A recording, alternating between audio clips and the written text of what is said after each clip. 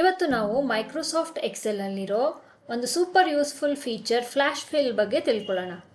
Simple ಆಗಿ ಹೇಳಬೇಕು ಅಂದರೆ ಎಕ್ಸೆಲ್ ಅಲ್ಲಿ ನಿಮಗೆ ನಿಮ್ಮ ಡೇಟಾ ಪ್ಯಾಟ್ರನ್ನ ಆಟೋಮ್ಯಾಟಿಕ್ ಆಗಿ ಐಡೆಂಟಿಫೈ ಮಾಡಿ ಉಳಿದಿರೋ ಡೇಟಾನ ಫಿಲ್ ಮಾಡೋವಂಥ ಫೀಚರ್ನ ನಾವು ಫ್ಲ್ಯಾಶ್ ಫಿಲ್ ಅಂತ ಕರಿತೀವಿ. ಯೂಶುವಲ್ ಆಗಿ ನಾವು ಫ್ಲ್ಯಾಶ್ ಫಿಲ್ನ ಒಂದು ಸೆಲ್ಲಲ್ಲಿರೋ ಡೇಟಾನ ಸ್ಪ್ಲಿಟ್ ಮಾಡೋದಕ್ಕೆ ಎರಡು ಅಥವಾ ಎರಡಕ್ಕಿಂತ ಹೆಚ್ಚು ಸೆಲ್ಲಲ್ಲಿರುವಂಥ ಡೇಟಾನ ಕಂಬೈನ್ ಮಾಡೋದಕ್ಕೆ, ಫಾರ್ಮ್ಯಾಟ್ ಮಾಡೋದಕ್ಕೆ ಮತ್ತು ಒಂದು ಸೆಲ್ಲಲ್ಲಿರೋ ಡೇಟಾನ ಎಕ್ಸ್ಟ್ರಾಕ್ಟ್ ಮಾಡೋದಕ್ಕೆ ಯೂಸ್ ಮಾಡ್ತೀವಿ. ಎಕ್ಸಾಂಪಲ್ಗೆ ನೀವು ಇಲ್ಲಿ ಸ್ಕ್ರೀನ್ನಲ್ಲಿ ನೋಡ್ಬೋದು ಫುಲ್ ನೇಮ್ ಅಂತ ಒಂದು ಹೆಡ್ಡಿಂಗ್ ಇದೆ. ಅದು ಹೆಡ್ಡಿಂಗ್ ಕೆಳಗಡೆ ಒಂದಷ್ಟು ಹೆಸರುಗಳಿದೆ. ಇದರಲ್ಲಿ ಫಸ್ಟ್ ನೇಮ್ ಲಾಸ್ಟ್ ನೇಮ್ ಎರಡೂ ಇದೆ. ನಾನು ಫಸ್ಟ್ ನೇಮ್ ಮತ್ತು ಲಾಸ್ಟ್ ನೇಮ್ನ ಎಕ್ಸ್ಟ್ರಾಕ್ಟ್ ಮಾಡ್ತಾ ಇದ್ದೀನಿ. ಈ ಫುಲ್ ನೇಮಿಂದ ಯಾವುದೇ ಫಾರ್ಮುಲಾನ ಯೂಸ್ ಮಾಡ್ದೇ ಹೇಗೆ ಎಕ್ಸ್ಟ್ರಾಕ್ಟ್ ಮಾಡೋದು ಅಂತ ನೋಡೋಣ. ಫಸ್ಟ್ ನೇಮ್ ಅಂತ ಏನಿದೆ ಆ ಕಾಲಮಲ್ಲಿ ನಾನು ಮೊದಲನೇ ಹೆಸರು ಏನಿದೆ ಅದನ್ನು ಮ್ಯಾನ್ಯುಯಲ್ ಆಗಿ ಟೈಪ್ ಮಾಡ್ತಾ ಇದ್ದೀನಿ. ಅದನ್ನು ಟೈಪ್ ಮಾಡಿಬಿಟ್ಟು ಎಂಟರ್ ಕೀ ಪ್ರೆಸ್ ಮಾಡಿ ಕಂಟ್ರೋಲ್ ಮತ್ತು ಈ ಕಾಂಬಿನೇಷನ್ ಕೀನ ಪ್ರೆಸ್ ಮಾಡಿದಾಗ ನೀವು ನೋಡ್ಬೋದು ಆಟೋಮ್ಯಾಟಿಕ್ಕಾಗಿ ಇಲ್ಲಿ ಏನು ಎಡಗಡೆ ಕಾಲಮಲ್ಲಿ ಏನು ಫುಲ್ ನೇಮ್ ಇದೆ ಅದರಲ್ಲಿ ಫಸ್ಟ್ ನೇಮ್ನ ಎಕ್ಸ್ಟ್ರಾಕ್ಟ್ ಮಾಡಿ ಇಲ್ಲಿ ಆಟೋಮ್ಯಾಟಿಕ್ ಫಿಲ್ ಆಯಿತು ಬಿ ಕಾಲಮಲ್ಲಿ. ಇದು ನಾವು ಎಷ್ಟು ಡೇಟಾ ಬೇಕಾದ್ರೂ ಅಪ್ಲೈ ಮಾಡ್ಬೋದು. ಇಲ್ಲಿ ಆಲ್ಮೋಸ್ಟ್ ಒಂದು 101 ಹೆಸರು ಇದೆ. ಆ ಪ್ರತಿಯೊಂದು ಹೆಸರಲ್ಲೂ ಫಸ್ಟ್ ನೇಮ್ನ ಎಕ್ಸ್ಟ್ರಾಕ್ಟ್ ಮಾಡಿ ಬಿ ಕಾಲಮಲ್ಲಿ ಫಿಲ್ ಆಗಿದೆ. ಅದೇ ಥರ ನಾನು ಲಾಸ್ಟ್ ನೇಮ್ಗೂ ಕೂಡ ಮಾಡ್ತಾಯಿದ್ದೀನಿ. ಇಲ್ಲಿ ಮೂರನೇ ಕಾಲಮ್ ಏನಿದೆ ಲಾಸ್ಟ್ ನೇಮ್ ಅಂತ ಸಿ ಕಾಲಮಲ್ಲಿ ಇಲ್ಲಿ ನಾನು ಆರವ್ ಕುಮಾರ್ ಅಂತ ಏನಿದೆ ಅಲ್ಲಿ ಲಾಸ್ಟ್ ನೇಮ್ ಕುಮಾರ್ ಅಂತ ಮಾತ್ರ ಸೆಲೆಕ್ಟ್ ಮಾಡಿಕೊಂಡು ಟೈಪ್ ಮಾಡಿ ಎಂಟರ್ ಕೀ ಪ್ರೆಸ್ ಮಾಡಿ ಕಂಟ್ರೋಲ್ ಇ ಪ್ರೆಸ್ ಮಾಡಿದ ತಕ್ಷಣ ಆಟೋಮ್ಯಾಟಿಕ್ಕಾಗಿ ನೀವು ನೋಡ್ಬೋದು ಲಾಸ್ಟ್ ನೇಮ್ ಕೂಡ ಪ್ರತಿಯೊಂದು ಹೆಸರಿನಲ್ಲೂ ಲಾಸ್ಟ್ ನೇಮ್ನ ಎಕ್ಸ್ಟ್ರಾಕ್ಟ್ ಮಾಡಿ ಅದು ಸಿ ಕಾಲಮಲ್ಲಿ ಫಿಲ್ ಆಗಿದೆ.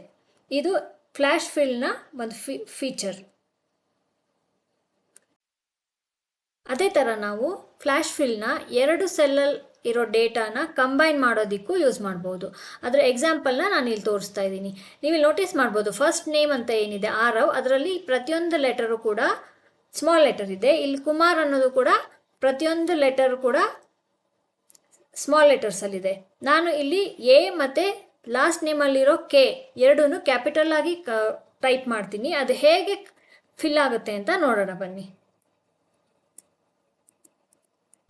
ಫಸ್ಟ್ ನೇಮ್ನ ಫಸ್ಟ್ ಲೆಟರ್ ಮಾತ್ರ ನಾನು ಕ್ಯಾಪಿಟಲ್ಸಲ್ಲಿ ಟೈಪ್ ಮಾಡ್ತಿದ್ದೀನಿ. ಅದೇ ಥರ ಲಾಸ್ಟ್ ನೇಮಲ್ಲೂ ಕೂಡ ಫಸ್ಟ್ ಲೆಟರ್ನ ನಾನು ಕ್ಯಾಪಿಟಲ್ಸಲ್ಲಿ ಟೈಪ್ ಮಾಡ್ತಾ ಇದ್ದೀನಿ. ಎಂಟರ್ ಕೀ ಪ್ರೆಸ್ ಮಾಡಿ ಕಂಟ್ರೋಲ್ ಇ ಮಾಡಿದ ತಕ್ಷಣ ನೀವು ನೋಟಿಸ್ ಮಾಡ್ಬೋದು ಪ್ರತಿಯೊಂದು ಫಸ್ಟ್ ನೇಮ್ ಮತ್ತು ಪ್ರತಿಯೊಂದು ಲಾಸ್ಟ್ ನೇಮಲ್ಲಿ ಏನಿದೆ ಮೊದಲನೇ ಲೆಟರ್ನ ಕ್ಯಾಪಿಟಲ್ ಆಗಿ ಟೈಪ್ ಮಾಡಿದ್ದೀನಿ. ಅದೇ ಥರ ರೀಡ್ ಮಾಡಿ ಎಕ್ಸೆಲ್ ಆಟೋಮ್ಯಾಟಿಕ್ಕಾಗಿ ರೀಡ್ ಮಾಡಿ ಕೆಳಗಡೆ ಇರೋ ಸೆಲ್ಸ್ಗೂ ಕೂಡ ಫಿಲ್ ಮಾಡಿದೆ. ಇಲ್ಲಿ ಇನ್ನೊಂದು ಕಾಲಮಲ್ಲಿ ನೀವು ನೋಡ್ಬೋದು ಎಲ್ಲ ಹೆಸರು ಸ್ಮಾಲ್ ಲೆಟರ್ಸಲ್ಲಿ ಇದೆ. ನಾನು ಇದನ್ನು ಯಾವುದೇ ಫಾರ್ಮುಲಾ ಯೂಸ್ ಮಾಡ್ದೇನೆ ಬರೀ ಫ್ಲ್ಯಾಶ್ ಫಿಲ್ ಫೀಚರ್ನ ಯೂಸ್ ಮಾಡಿ ಕ್ಯಾಪಿಟಲಲ್ಲಿ ಕನ್ವರ್ಟ್ ಮಾಡಿ ಫಿಲ್ ಮಾಡ್ಬೋದು. ನಾನು ಒಂದೇ ಒಂದು ಹೆಸರನ್ನ ಮಾತ್ರ ಕ್ಯಾಪಿಟಲಲ್ಲಿ ಟೈಪ್ ಮಾಡ್ತಾ ಇದ್ದೀನಿ. ಮೊದಲನೇ ಹೆಸರು ಏನಿದೆ ಆರವ್ ಅಂತ ಅದನ್ನು ಕ್ಯಾಪಿಟಲಲ್ಲಿ ಟೈಪ್ ಮಾಡಿ ಎಂಟರ್ ಕೀ ಪ್ರೆಸ್ ಮಾಡಿ ಕಂಟ್ರೋಲ್ ಇ ಕೀನ ಪ್ರೆಸ್ ಮಾಡಿದಾಗ ಆಟೋಮ್ಯಾಟಿಕ್ಕಾಗಿ ನೀವು ನೋಡ್ಬೋದು ಪ್ರತಿಯೊಂದು ಹೆಸರು ಕೂಡ ಕ್ಯಾಪಿಟಲ್ಲಿ ಕನ್ವರ್ಟ್ ಆಗಿ ಫಿಲ್ ಆಗಿದೆ. ಇಲ್ಲೂ ಕೂಡ ನೀವು ನೋಟಿಸ್ ಮಾಡ್ಬೋದು ಕೆಲವೊಂದು ಹೆಸರು ತುಂಬ ಮೆಸ್ಸಿಯಾಗಿ ಟೈಪ್ ಆಗಿದೆ ಮತ್ತು ಫಾರ್ಮ್ಯಾಟಿಂಗ್ ಕೂಡ ಸರಿ ಇಲ್ಲ. ಇದನ್ನು ಕೂಡ ನಾನು ಫ್ಲ್ಯಾಶ್ ಫಿಲ್ ಫೀಚರ್ನ ಯೂಸ್ ಮಾಡಿ ಫಸ್ಟ್ ನೇಮ್ನ ಎಕ್ಸ್ಟ್ರಾಕ್ಟ್ ಮಾಡ್ಬೋದು. ಫಸ್ಟ್ ನೇಮ್ನ ನಾನು ಮ್ಯಾನ್ಯುಯಲ್ ಆಗಿ ಟೈಪ್ ಮಾಡ್ತಾ ಇದ್ದೀನಿ. ಇಲ್ಲಿ ಎಂಟರ್ ಕೀ ಪ್ರೆಸ್ ಮಾಡಿ ಕಂಟ್ರೋಲ್ ಇ ಪ್ರೆಸ್ ಮಾಡಿದ ತಕ್ಷಣ ಆಟೋಮ್ಯಾಟಿಕ್ಕಾಗಿ ನೀವು ನೋಡ್ಬೋದು ಪ್ರತಿಯೊಂದು ಹೆಸರಲ್ಲೂ ಫಸ್ಟ್ ನೇಮ್ ಏನಿದೆ ಅದು ಫಾರ್ಮ್ಯಾಟ್ ಆಗಿ ಫಸ್ಟ್ ಲೆಟರ್ನ ಕ್ಯಾಪಿಟಲ್ ಲೆಟರ್ ಆಗಿ ಟೈಪ್ ಮಾಡೋದ್ರಿಂದ ಪ್ರತಿಯೊಂದು ಹೆಸರು ರೀಡ್ ಮಾಡಿ ಕರೆಕ್ಟಾಗಿ ಫಿಲ್ ಆಗಿದೆ. ನಾವು ಫ್ಲ್ಯಾಶ್ ಫಿಲ್ನ ಬರೀ ಟೆಕ್ಸ್ಟ್ ಡೇಟಾಗೆ ಮಾತ್ರ ಅಲ್ಲದೆ ನ್ಯೂಮರಿಕ್ ಮತ್ತು ಆಲ್ಫಾ ನ್ಯೂಮರಿಕ್ ಡೇಟಾ ಮೇಲೂ ಅಪ್ಲೈ ಮಾಡ್ಬೋದು. ಅದು ಹೇಗೆ ಅಂತ ನೋಡೋಣ.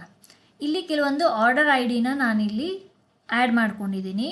ಇದರಲ್ಲಿ ಕಂಟ್ರಿ, ಇಯರ್ ಮತ್ತು ಆರ್ಡರ್ ಐ ಡಿ ಇದೆ. ಈ ಮೂರು ಕಾಂಬಿನೇಷನಲ್ಲಿ ಆರ್ಡರ್ ಐ ಡಿ ಕ್ರಿಯೇಟ್ ಆಗಿದೆ. ನನಗೆ ಇದನ್ನು ಸಪ್ರೇಟಾಗಿ ರೀಜನ್, ಇಯರ್ ಮತ್ತು ಐ ಡಿನ ಎಕ್ಸ್ಟ್ರಾಕ್ಟ್ ಮಾಡಬೇಕು ಅಂತಂದರೆ ನಾನಿಲ್ಲಿ ಜಸ್ಟ್ ರೀಜನ್ ಕೆಳಗಡೆ ಏನಿದೆ ಅಲ್ಲಿ ಮೊದಲನೇ ಆರ್ಡರ್ ಐ ಡಿನಲ್ಲಿ ರೀಜನ್ ಏನಿದೆ ಸಿ ಎ ಅಂತ ಟೈಪ್ ಮಾಡ್ತೀನಿ.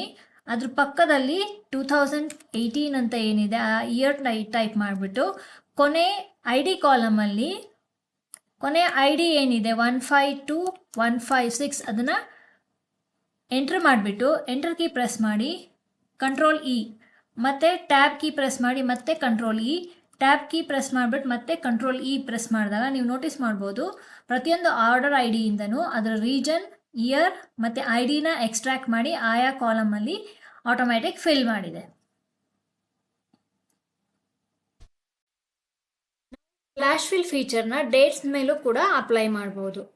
ಫಾರ್ ಎಕ್ಸಾಂಪಲ್ ನಾನು ಇಲ್ಲಿ ಕೆಲವೊಂದಷ್ಟು ಡೇಟ್ಸ್ನ ಟೈಪ್ ಮಾಡಿ ಇಟ್ಕೊಂಡಿದ್ದೀನಿ. ಇದರಿಂದ ನಾನು ಇಯರ್ನ ಎಕ್ಸ್ಟ್ರಾಕ್ಟ್ ಮಾಡಿಬಿಟ್ಟು ಪಕ್ಕದ ಕಾಲಮಲ್ಲಿ ಫಿಲ್ ಮಾಡಬೇಕಂತ ಇದ್ದೀನಿ. ಅದಕ್ಕೆ ನಾನು ಮೊದಲನೇ ಡೇಟಲ್ಲಿ ಇಯರ್ ಏನಿದೆ ಅದನ್ನು ಮ್ಯಾನ್ಯುಯಲ್ ಆಗಿ 1979 ಟೈಪ್ ಮಾಡಿ ಎಂಟರ್ ಕೀ ಪ್ರೆಸ್ ಮಾಡಿಬಿಟ್ಟು ಕಂಟ್ರೋಲ್ ಇ ಕೀ ಪ್ರೆಸ್ ಮಾಡಿದಾಗ ಆಟೋಮ್ಯಾಟಿಕ್ಕಾಗಿ ನೀವು ನೋಡ್ಬೋದು ಪ್ರತಿಯೊಂದು ಡೇಟಲ್ಲೂ ಏನಿದೆ ಆಯಾ ಇಯರ್ ಪಕ್ಕದ ಸೆಲ್ಲಲ್ಲಿ ಆಟೋಮ್ಯಾಟಿಕ್ ಫಿಲ್ ಆಗಿದೆ.